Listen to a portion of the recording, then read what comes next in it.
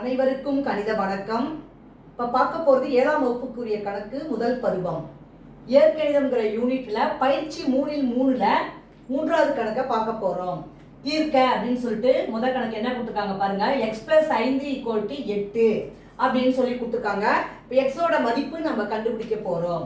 கொடுக்கப்பட்ட கணக்கு என்ன? x + 5 = 8. இப்போ நமக்கு தேவை என்ன? x = இந்த 8 அப்படியே வச்சுக்கிறோம். இடதுபுறம் இருக்கிற நம்பரை வலதுபுறம் கொண்டு போகும் பொழுது அதனுடைய கூட்டல் எதிர்மறை, கூட்டல்னா கழித்தல், பெருக்கல்னா வகுத்தல்னு மாத்திக்கணும். இப்ப +5 இருக்கு, அது வலதுபுறம் கொண்டு போகும் பொழுது -5 மாறும். அப்ப 8ல 5 போனா எவ்வளவு? 3. அப்ப x உடைய மதிப்பு என்ன? ஆன்சர் கிடைக்குது 3 அப்படின்னு இந்த கணக்குக்கு கிடைக்குது.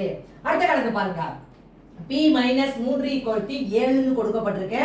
இப்ப நம்ம p உடைய மதிப்பை கண்டுபிடிக்க போறோம். p = இந்த 7 அப்படியே போட்டுக்கங்க. இந்த -3 இடதுபுறத்துல இருந்து வலதுபுறம் கொண்டு போகும் பொழுது அதனுடைய எதிர்மறை என்னது? +3. அப்ப 7ஐயும் 3ஐயும் கூட்டினால் 10. அப்ப p உடைய மதிப்பு இந்த கணக்குல என்ன வருது? 10ன்னு வருது. இடதுபுறம் பிளஸ்ல இருந்தா வலதுபுறம் அது மைனஸா மாறும். மைனஸா இருக்கிறது பிளஸ்ஸா மாத்திக்கணும். புரிஞ்சுச்சுங்களா?